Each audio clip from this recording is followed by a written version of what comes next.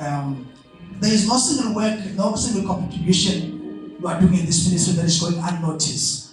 We see you, we appreciate you, and we honor you. Uyazi ukuvuka ekuseni sazi ukuthi sizofika kula kuyisibuso bakho kuloko kukodwa khona bakho it says something. Hallelujah. Akusizo zonke izinsuku la khona ibanga lisuke lihamba ku smooth.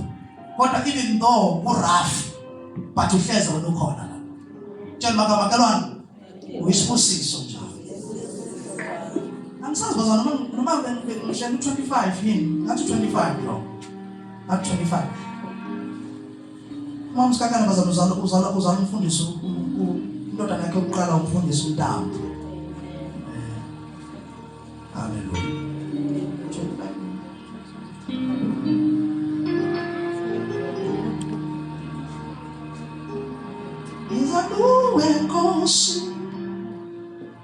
Yes, 25, verse 16.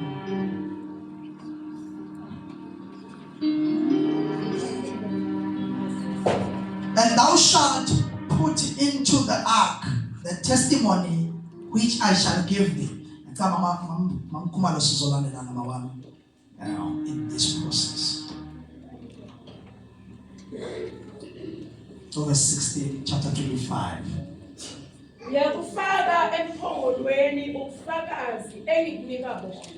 Yes. And then verse 17. And thou shalt make a mercy seat of pure gold, 2 cubits, and a half shall be length thereof, and a cubit and a half the breadth thereof. Hey, listen, this is King James now. Yakwenza isihlalo somusa ngegolide eliqengekileyo. Ubude baso bube izingalo ezimbili nengxenye. Ububanzi baso bube ingalo nengxenye. And thou shalt make 2 cherubims of gold, of beaten work. Shalt thou make them in the 2 ends of the mercy seat. Yokwenza amakerubi amabili ngegolide. Wenze ngomsebenzi okhandiweyo egcineni kwesihlalo somusa nxa zombili. Verse 20. And the cherubim shall stretch forth their wings on high, covering the mercy seat with their wings. And their faces shall look one to another. Toward the mercy seat shall the faces of the cherubims be. Amakerubi ayakwelula amaphiko awo ngaphezulu. Amboze isihlalo somusa ngamaphiko awo. Abhekane ngobuso. Ubuso bamakerubi buya kubheka isihlalo somusa. And thou shalt put the mercy seat above upon the ark. And in the ark thou shalt put the testimony that I shall give thee. Uyakusibeka isihlalo somusa phezu komphongolo. Ufake emphongolweni ubufakazi engiyakunika bona. And there I will meet thee, and I will commune with thee from above the mercy seat, from between the 2 cherubims, which are upon the ark of the testimony, of all the things which I will give thee in commandment unto the children of Israel. Ngiyakuhlangana nawe khona. Ngikhulume nawe. Ngiphezu kwesihlalo somusa emkhathini wamakerubi amabili aphezu komphongolo wobufakazi. Ngakho bonke engiyakubuyala ngakho ukuba ubanhlele abantwana bakwa-Israyeli. Ngicela mama ungivulele ku Psalms 99 verse number 1. And then the Bible calls it, the Lord reigns, let the nations tremble. He sits enthroned between the cherubim, let the earth shake. uJehova uyinkosi. Mabathuthumele abantu. Uhlezi phezu kwamakerubi. Nyayizwa into yabakerubi bazalwane. And then nyayizwa into yabakerubi ukuthi ngiyabuyabonga mama wami. Ile biyabuya kani ngiyabonga mama, it's okay now. Like that's why mama bazalwane as I pray. Father, we thank you. We honor you.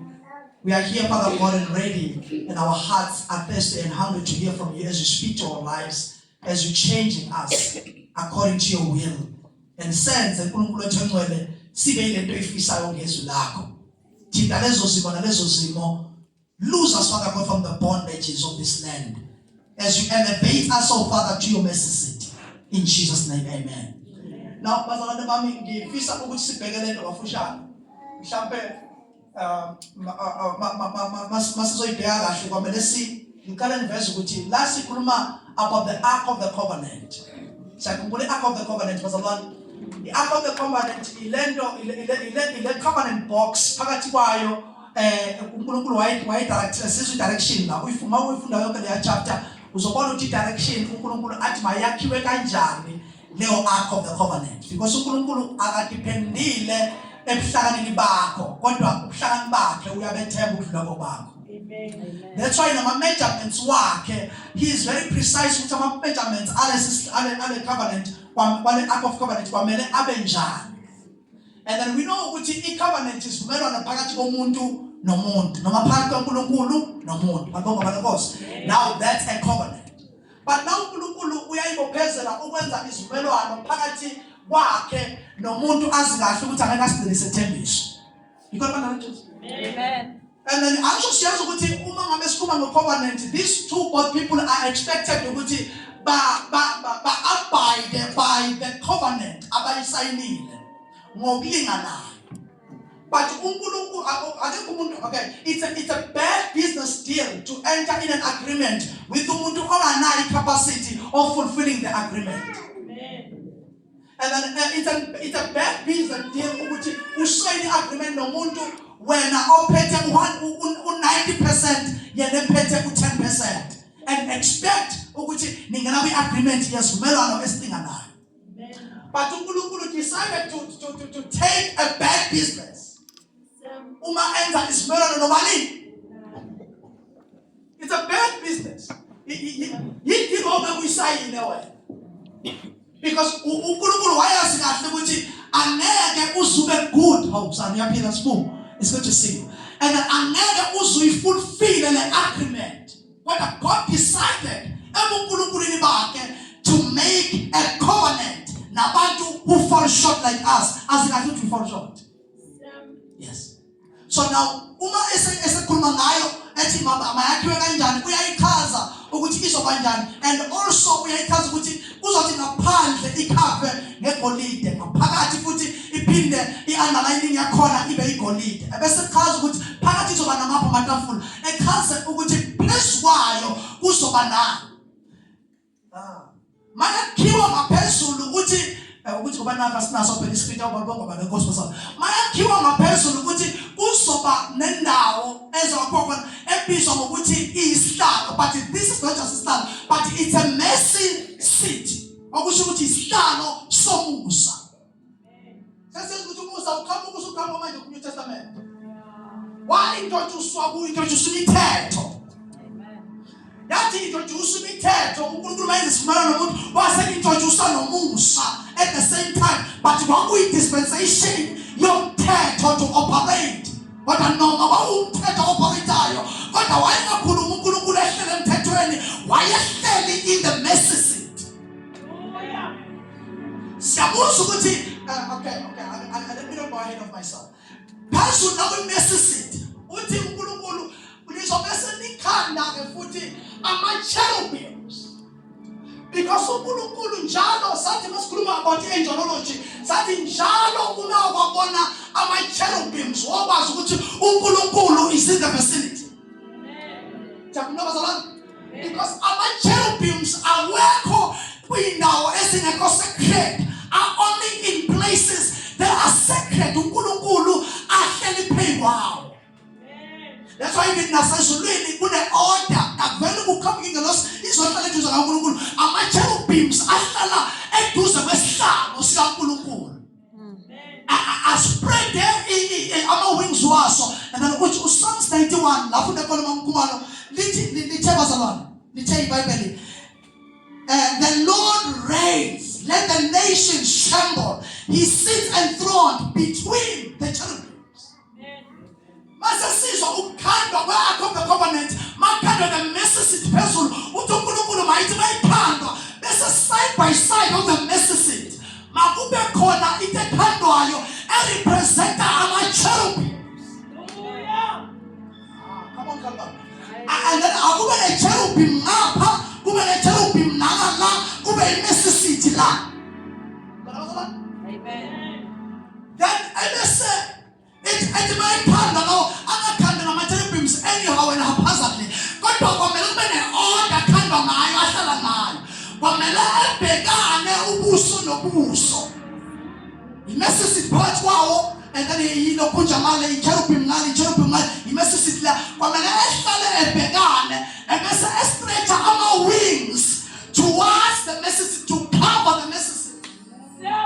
Ebese uthi uNkulunkulu uzothi umehlalele uhlala wakhandwa, not just an Ark of the Covenant on, but isihlalo senkosi. But the nkosi ezohlala is God himself.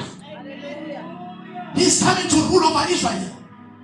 Lapho uNkulunkulu ayintroduce as the Lord who gonna rule over Israel. If it was a physical king, okushukuthi ubaba waphayiswa inkosi physical, okushukuthi inkosi yayizohlala phezu kwalokho. Okay, but uNkulunkulu ngoba wayedecided ukuthi I will rule over Israel myself. And then he said, I will sit myself on the mercy seat. Yingakho bazalwane bami, uma uIsrayeli ucela inkosi, uNkulunkulu waba i-offense uNkulunkulu, babe bacela uma noNkulunkulu nabo nenkosi njengawo bonke zindawo zonke izizwe. It was an offense to God. Why? Because uNkulunkulu wayekhethela ukuthi laba yimina ozohlala esihlalweni sobukhosi, ngibahole mina myself. Ungabi nabanye uNkulunkulu ngaphandle kwami. uNkulunkulu waye-initiate into yokuthi I will rule over the nation of Israel myself. Mawuya esihlalweni sobukhosi baka-Israyeli, wakumele uthole umuntu, wakumele uthole uNkulunkulu ehleli in the midst. Kwakuyindawo yokuthi uma uthi uyohlala nenkosi njengoba uyabakhangela nje, uyabakhangela, and then uthi uyobheka uyamhlala nkosi lapha, uyobheka inkosi, and then kwakumele uma ufika khona ungafiki umisuzulu, kodwa kuleso sihlalo ufike kuhleli uNkulunkulu uqobo lwakhe. So that was what going on in Israel. That was God was intended. Uma ethi makwakhiwe umphongolo ukuthi awube njani. Sizokhumbula bazalwane ukuthi phakathi komphongolo womnana uNkulunkulu mabele kuzoba khona ngizofaka khona onke ama-testament, i-testimony, and then inena engizoyikhombisayo. Yiphi leyo testimony bazalwane? Ikhona badala Jesu. Yini bazalwane? The tablets, and then bese bayini bangcwele induku ka-Aaron. Nakhona lapha ayibona le nduku izibizwa ngo-Aaron ngoba kahle le nduku kahle, and then waba uMoses umuntu walento, kodwa hey u-Aaron mabonke amankosi. And imithetho izona iwona ama-tablets, ayebhala kuma-tablets, and then kwesithathu bazalwane yini imana, and then imana eyehla Israel elambile ngelinye. So these are the things were inside the Ark of the Covenant, and then lezo zinto lezo zazikhombisa the miracles and the power uNkulunkulu awenzile, izinto engaphikiseli ukuthi uNkulunkulu uzenzile. Because induku kaMose yayiphethe ubufakazi bokuthi wayiphonsa, noma induku ka-Aaron yayiphethe ubufakazi bokuthi wayiphonsa uMose le nduku phambi kwezanusi zikaFaro, yayigwinya zonke, and then iy'nyoka zikaFaro, iy'nyoka zezanusi. And then also the same road yona ayesebenza ngayo to do miracles, ukuvula ulwandle, nokuvula imimangaliso, nokuvula amanzi, nokwenza izinto ey'nkulu, wakusetshenziswa le nduku. So now you cannot deny the power kaNkulunkulu eyabonakala ngale nduku. Now, ebese kuzothi the tablet stones. Sakhumbula ukuthi thina sikhuluma kakhulu and being aware much of the tablet stones, the second tablet stones. But there is this first tablet stones. IBhayibheli lithi uMoses uNkulunkulu wakhapha yena lawo ma-tablet stones, wabhala yena qobo lwakhe kuwona ngaphandle kokucommunicate nomuntu ukuthi bhala ukuthi wabhala yena qobo lwakhe ukuthi kuzoba nje, and then thou shalt not do this, thou shalt not do this, thou shalt not do this. Wasithi hamba Moses uyobanikeza. Umehlo uMoses ehlela kubo ufika ukuthi sebakhe ithole lembongolo noma sebakhe ithole laphana isithixonyana sebasikhonza. uNkulunkulu mayeseqhamuka ukuthi phakamisa amehlo Moses. Manje uyabheka uMoses uthi benzani labantu nabo engikhatha noNkulunkulu. Wavela uMoses wathatha lama tablet stones waphahla. Umaphahlaka lawo ma-tablet stones, iBhayibheli alisakhulumi ngawo thereafter. But knowing Moses, and then uMoses wayengeke walahla complete lawo ma-tablet stones because ayenefingerprint kaNkulunkulu. Nikhona msalwane. And then wayengeke walahla because kwakune handwriting uMoses wayeqala ukubona i-handwriting kaNkulunkulu phansi. Nikhona msalwane. So now Moses, and then we believe, and then traditionally we believe ukuthi Moses wathatha lawo ma-tablet stones wagcina waphonsa also to the Ark of the Covenant as ubufakazi ukuthi uNkulunkulu wabhala sabona. Hallelujah, bazalwane. And then bese uNkulunkulu wambiza again uMoses wathi Moses ukhuphukela entabeni, asihlangane entabeni again, siyolungisa le mistake oyenzile, but this time we're gonna be in partnership. Ngoba wena mawunikezwa into without you getting involved uyithatha kancane njengami nawe. Yes, into is come, is go. Into okufika kalula kuhamba kani. And into okhiwe yona kwathiwa mi, and then awubona ukubaluleka kwayo kulula kuwena uvele uyidestroy just like that. Yes. Ngiyaqhubula abantu ubona nanga nemali ebakushela wona abazali ubona leyo. And lo mayisebenza la ngisho kancane ngikhumbula le mali yibheke le mali awungavela ngayithinta inhliziyo yalo wamzalwane mama mayithi yabheka ukuthi ngenzani ngayo kodwa angasazi ukukhomba nento yona. Why? Because yafika kalula leyo mali. Babonga banenkosi. So now, and then uNkulunkulu this time it's gonna be me and you in the mountain, and then uzolungisa stones. Mina, I will only come with the commandments. I will only tell you the commandments when you're gonna write yourself. And then wathatha waqeda mayiqeda wathejala ke nawo wabuya nawo ngawaphahlazana wabuya nawo then lawo ke wafundisa uIsrayeli waphinda wathatha nawo waphonsa emphongolweni. Now, we are people that talk about broken stones, broken tablets. uNkulunkulu namajusu broken kangakanani uma wavela kuya kakulala. Babonga banenkosi. Yingakho lithi iBhayibheli endlini kaNkulunkulu sinezo zonke nokuhlobo lezitsha. Kukhona ezobumba, kukhona ezani? Ezegolide, kukhona ezesiliva, kodwa zonke uyithola kuphi? Yekela ukuqosha abantu ngoba ubona ngathi ba-weak. Yekela ukuqosha abantu ngoba ubona ngathi ba-broken. uNkulunkulu akabalahli the whole stone, the whole tablet awalahlwa, and also the broken tablets are needed. They are a testimony of what God can do with brokenness. Amen. Oh, but I don't know more brokenness. Because we are broken but we are kept. Yes. We are broken and then we are wounded but we are still loved. We are rejected but we are still called. We are torn apart but we are still called children of the Most High. We are broken but we are still coming. We are broken but it's still in Sibiso. Broken as we are. We are broken. But when I'm strong, I'm broken. I don't deserve even to preach. I don't deserve even to stand up in here. I am a broken vessel, but I can still. I'm an imperfect individual, but I'm called to the mercy seat. And then these things was on the mercy seat. And the justice ela emphongolo nokuyimithetho. Sike sachaza ukuthi imithetho yayingahambi yodwa, yayihamba waphuma umthetho uphume nama benefits phinde uphume nama cases. Yes, ngiyabonga.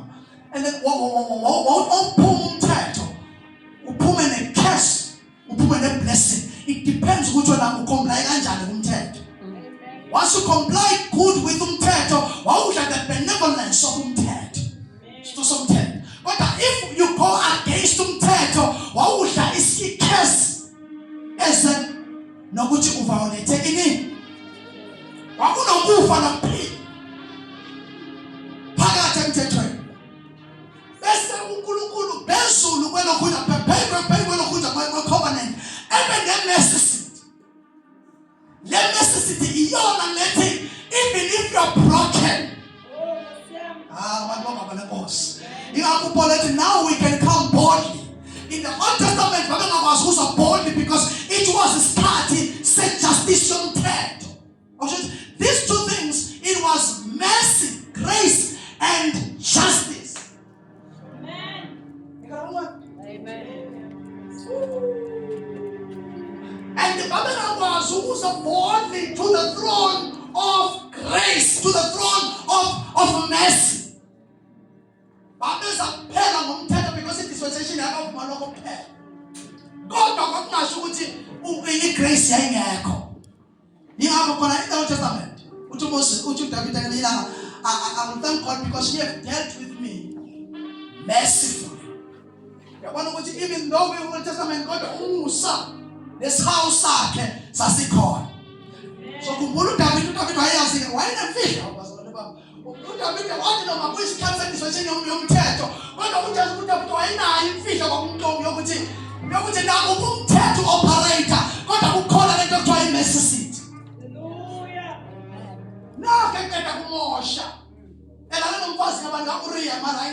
And then I get a motion or bit of foot on Uriah or Melabonga Sposembi or Tatu Uriah. My prophet Kumanai and then prophet what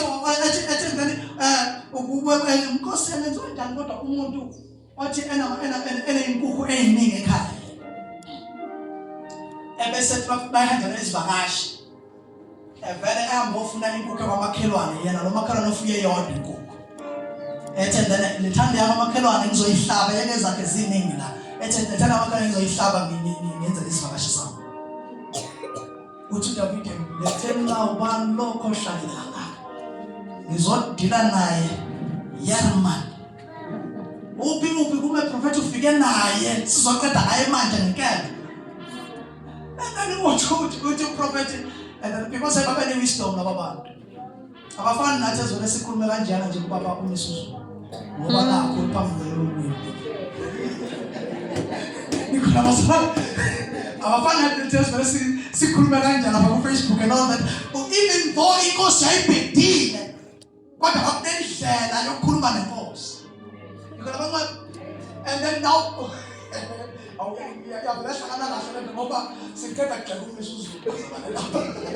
so nenkosi David yayibhedile nayo ize wabulala umuntu ngeke kwasi. Bathi kodwa indlela yokuyiletha ijustice because still such a way. Yeah. So now, my letter, and then we let a prophet to walk and there was some cousin of them. The man said, I got letter, hey, that's how I was in Mobile. And then he went on, because you got a better is that. You can come up here in the standard, you're being the way you are. What are you putting in the second minute? I laughed. And then what simuzu David esathi Nkosi mangawe esandleni somuntu ngoba sona siyahla kodwa manguwe esandleni sakhe senani ngiyayizwa kanti ukuthi kade ubamba umusi enye yezinto eyenza abazalwane bami lapho ngithola la enye yezinto ethi David ebizwa ngokuthi and then ukuthi uNkulunkulu ngimthondile wenhliziyo yami yingoba uDavid wayewazi umusa wakhe nakuba wakuyi dispensation yomthetho wayewazi ukumkhipha zemseni. Hallelujah. Amen. Because I just so uDavid njalo wayethi noma sebhedile kodwa ethi ukuthi nakuba uNkulunkulu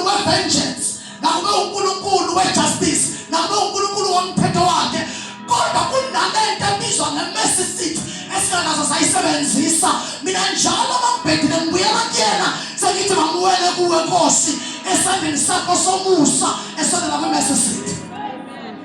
Hallelujah. I'm broken, but in the mercy seat I'm welcome.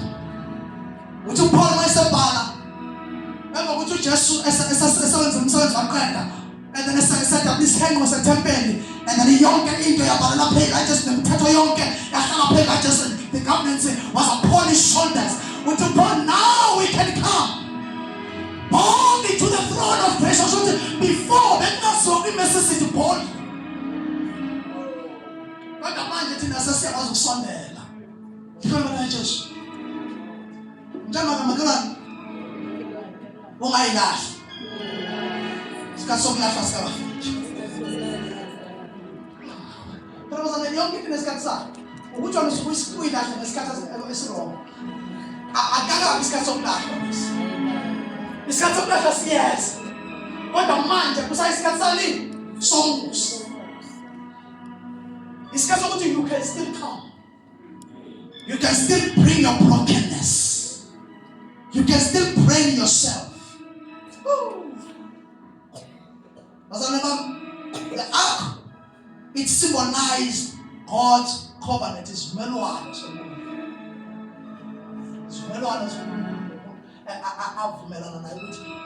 This is where we're gonna meet. The ark of the covenant was also representing the presence of God.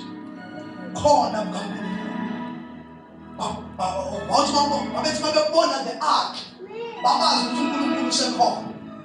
Ngoba bangwana babethi ingakho abantwana bakaEli ngelinye ilanga athi mayebona eshayo empini ukuthi aguqe impela yahlulo, agijima aya ethempelini ayolanda umphongolo.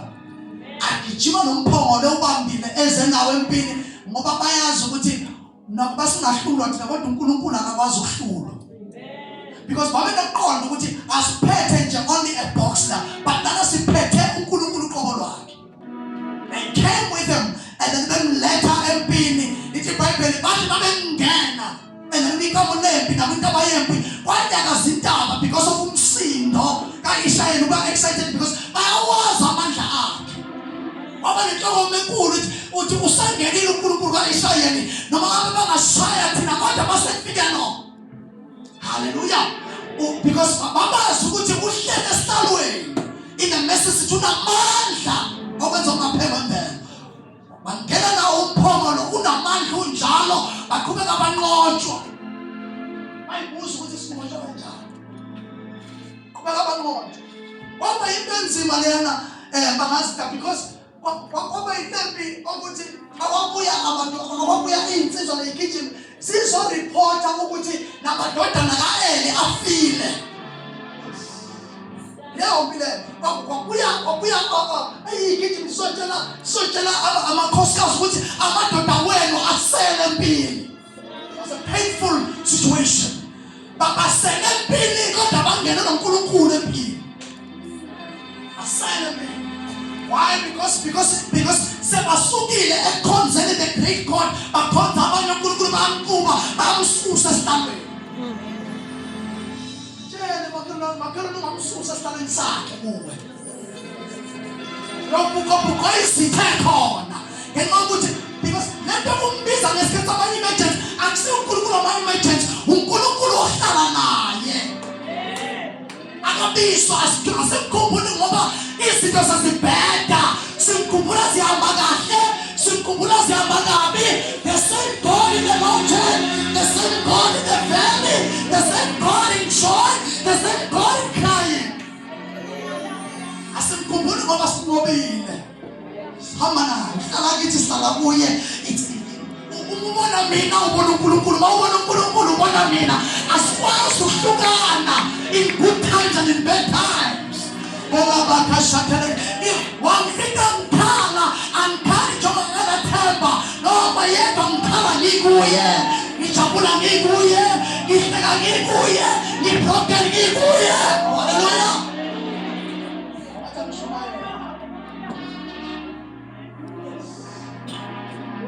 was a very painful war.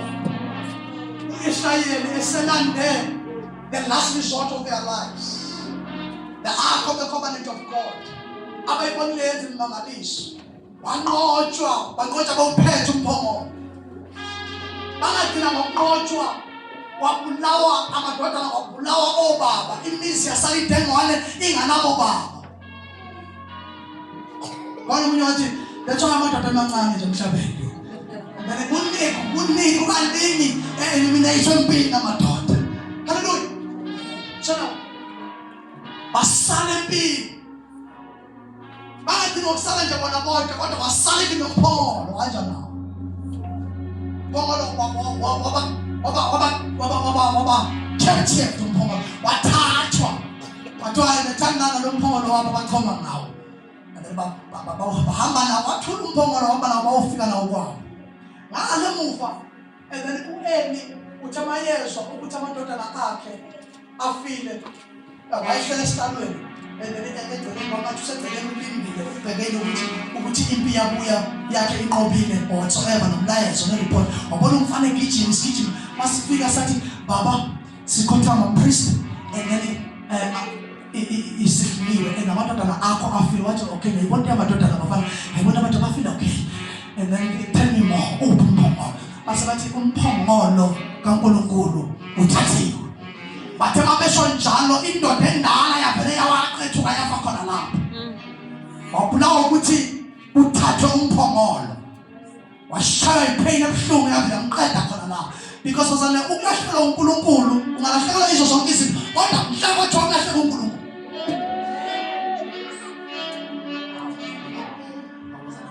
Awukasukuza ubuhlungu phela wena. Phela thina sibazi ukuthi usuyena wamthesta kanjani. Wathesa sibabangeni washaya wadatshula kwenziwa yonke into wathula nje kuhle kwemvumo esandleni zababhudi bayo waze kwaba sesifeni kodwa uthe mayibona uNkulunkulu emflathela wathi hey.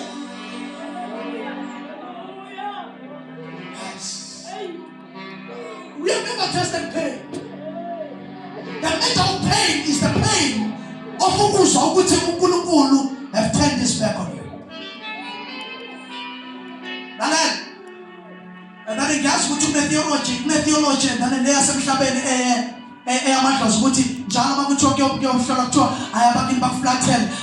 That's not painful. Hallelujah. Bazalwane.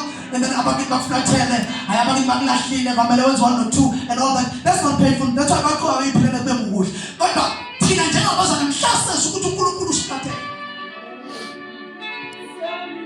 We rather die than to live without his presence. That's to live the pendala. Eliwazi umphongolo imazi uNkulunkulu imazi ukuthi uNkulunkulu namandla yakhethuka yawa yashaya yaphela khona lapho. Ngokuzwa ukuthi umphongolo uthathiwe.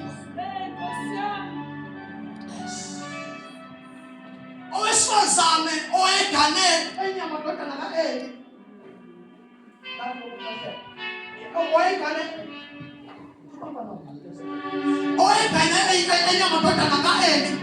And then it was what?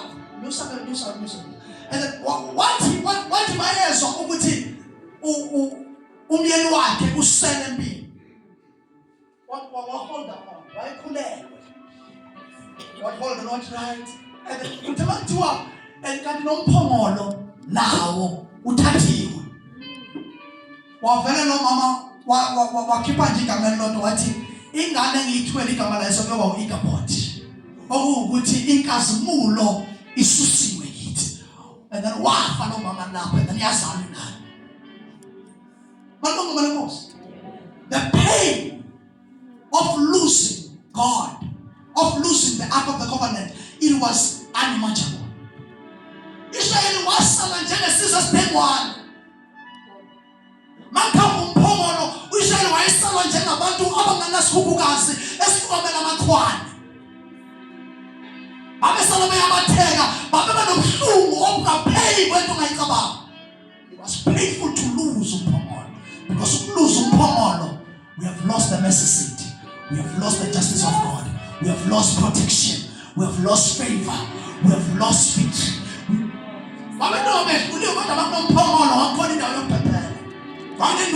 Kodwa uma beke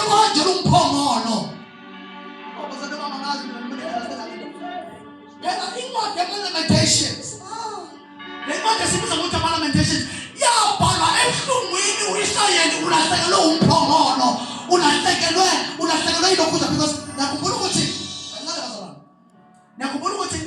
leyo ngayimbi leyo because it's the time Babylon. Ngenkathi Babylon izithatha a lot of ama-Israyeli ihamba nawo iyowafaka in their captiveness. Yadestroya ithempeli okwahlala khona umphongolo. Yadestroya ithempeli laphela ithempeli kwasala iwona eyodwa. Kwadestroya ithempeli kwadestroya iy'ngange zakhona zeJerusalem. Wathatha amadoda nabantu abanobuhlakani baka-Israyeli bathatha baba into captive bawufaka eBhabheli. Umphongolo kaNkulunkulu lokusagcina ukuswa ngawo ngalelo langa.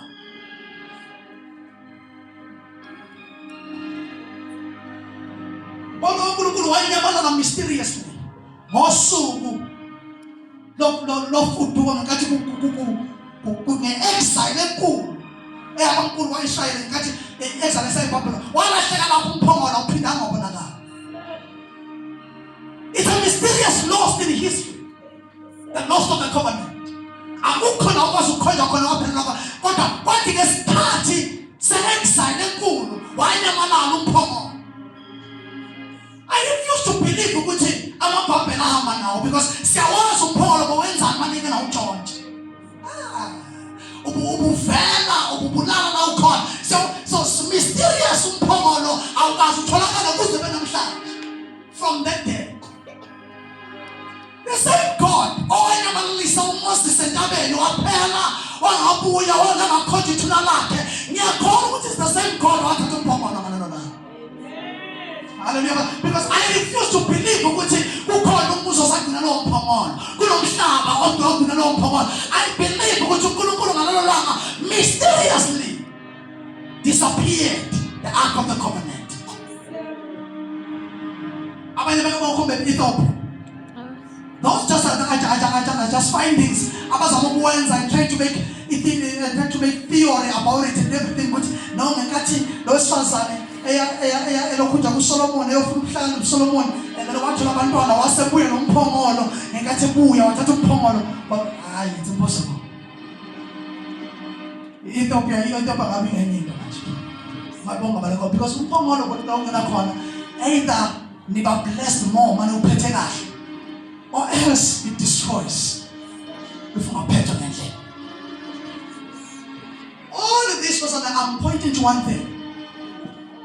Ukulose uNkulunkulu is the most painful thing that will be unbearable in anyone's life. Amen. The destruction that is hitting our land is simply because we have neglected God. The nations have neglected God. And then now, it restores a nation, it restores people, it restores families. Exile. I mean, and then Israel ethathwa captiveness. Yasalimizi inganabo baba again. Yasalimizi idemane again. Asalo mama bekhali nyembezi. Ngikona mama bathe babesala kunjalo wabhala lo bhala Lamentations. Ubhala and then the concept of Lamentations it's hope against hope. La khona lo bhalayo ukhaliswa ukuthi uNkulunkulu sikwethembile kodwa sife ukhona. Noma sesilahlekele yikho konke asikwazi ukungathembi even though lokho kusilahlekele in your presence asihlale nithemba. It's hope against hope. Sikwethemba noma sishaywe phambona umbona amandla wethu. Sabathemba incwadi yama-Lamentations ibhalwa ngosizi because uIsrayeli is in rules. Amadoda aboshiwe oDaniel obantwana ngababalo impilo yabo iyaphela abanandawo yokubalekela because indawo yokubalekela kwakulithempeli lidistroyiwe. Bazalwane bami nikhona kunqwebe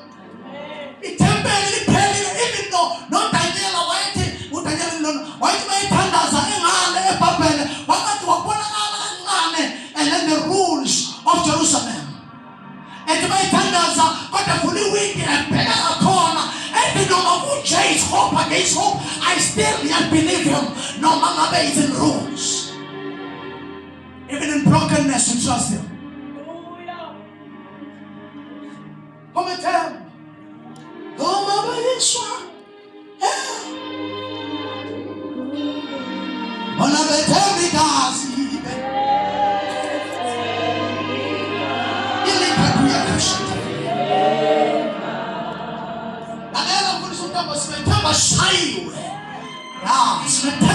Simetenda impilo isifehlisile simetenda silisibaba punches sithi uye izolo uye namhlanje uye naphakade simetenda sihlala abantwana sihlala abakhosikazi sihlala abayeni sihlala abazali siyamethemba.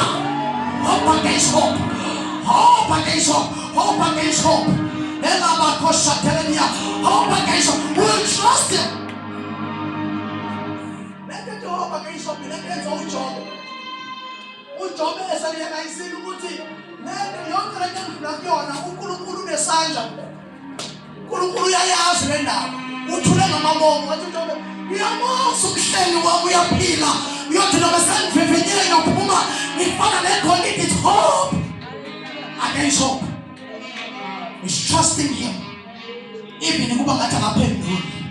But I still believe in him. He's believing in him.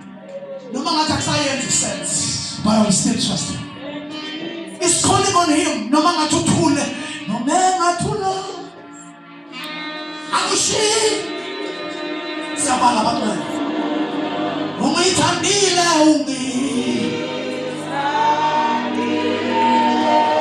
esiphambanweni.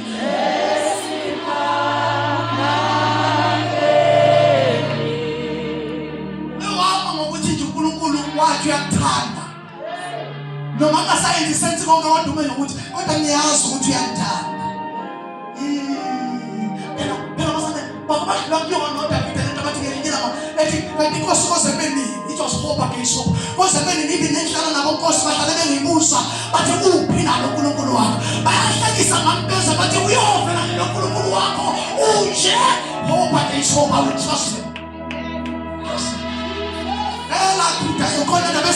I will keep on trusting him. I will believe in him.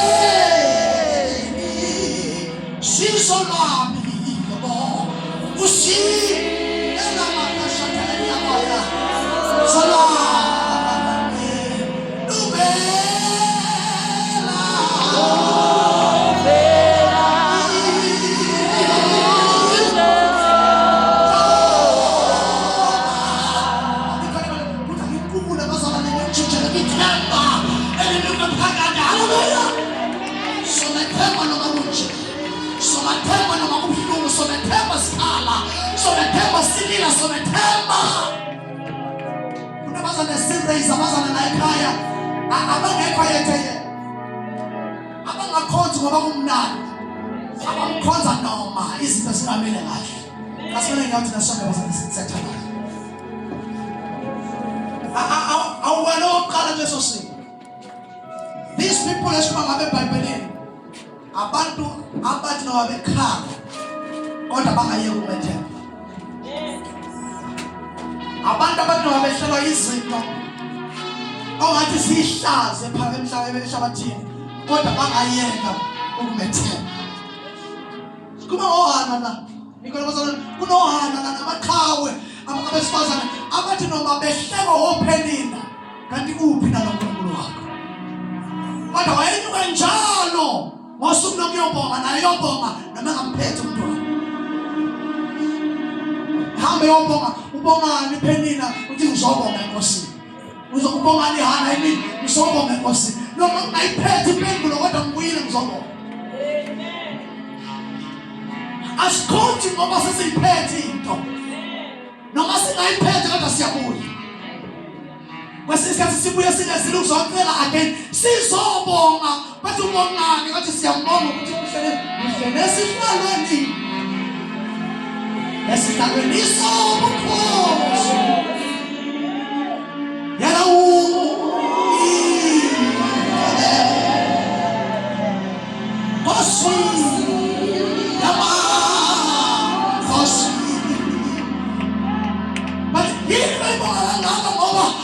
kade ucela kade ukhala izobonga nje ukuthi yena usafika esithalweni ayakhathaya leskebiya makoshandeleni yamaya izophakamisa for who he is hlele esithalweni yaphila uyinkosi umile maphakade akakubuka kanjima uyizolo namhlanje naphakade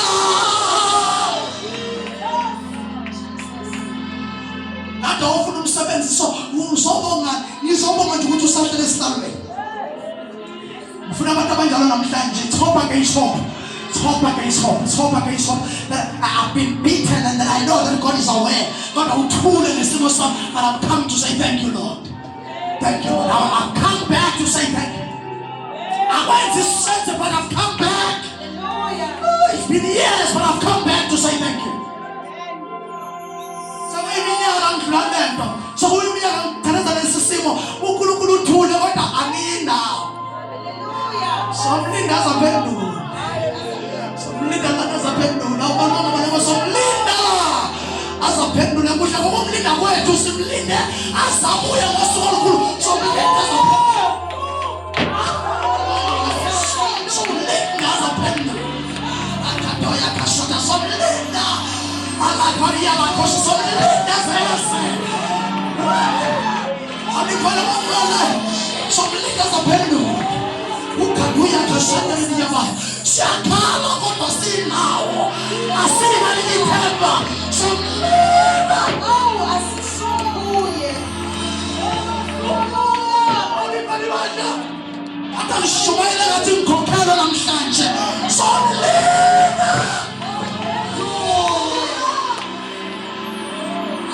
ilibakoshandeleni yamaya let's pray all of us simbonga uNkulunkulu simbonga for his grace for the mercy seat asakayithola into esiyifunayo kodwa sizothi baba sizomlinda uzophendula and futhi asizomlinda nje sizobonga uzophendula ngokubonga ingane ngise ngiyiphathe ngesandla lokhu ngubongile ngokubonga umnyango uzuvuleka lokhu ngubongile ngokubonga isiphi siphole ngokubonga inhlungu emzimbeni isiphele yohlala ngokubonga open your mouth while we are praying